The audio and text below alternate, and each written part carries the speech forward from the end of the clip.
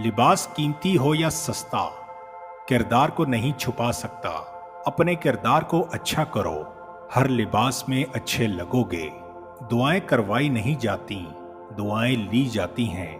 किसी का मुश्किल वक्त में साथ देकर तो किसी की मुस्कुराहट की वजह बनकर।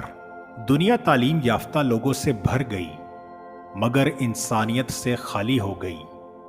पहले दो लोग लड़ते थे तो तीसरा सुलह कराता था, मगर अब तीसरा वीडियो बनाता है। ज्यादा समझदार और ज्यादा बेवकूफ में कोई फर्क नहीं होता, क्योंकि ये दोनों किसी की नहीं सुनते। दुनिया का सबसे अच्छा तोहफा वक्त होता है, क्योंकि आप अगर किसी को अपना वक्त देते हो तो आप इसे अपनी जिंदगी का वो पल देते हो जो कभी लौट कर नहीं आता। लोगों के खुदा से राब्ते के तरीके पर इन्हें मत परखो। हर किसी की इबादत का अपना तरीका है। खुदा हमारे अल्फाज नहीं देखता, बल्कि हमारे दिलों की गहराई में झांकता है।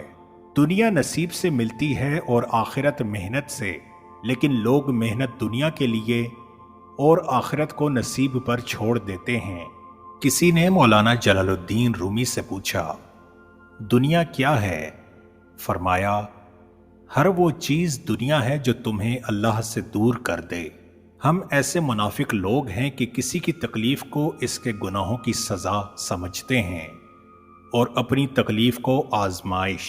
रसूल अल्लाह सल्लल्लाहु अलैहि वसल्लम ने इरशाद फरमाया, मैं इन तीन अशखास के लिए जन्नत में घर की जमानत देता हूं, जो हक पर होने के बावजूद झगड़ा छोड़ दे, मजाक में भी झूठ ना बोले और जिसका अखलाक बहुत ही अच्छा हो। जिस शख्स ने अपने राज को अपने तक महदूद रखा, वो जल्द कामयाबी की मंजिल तक पहुंचेगा।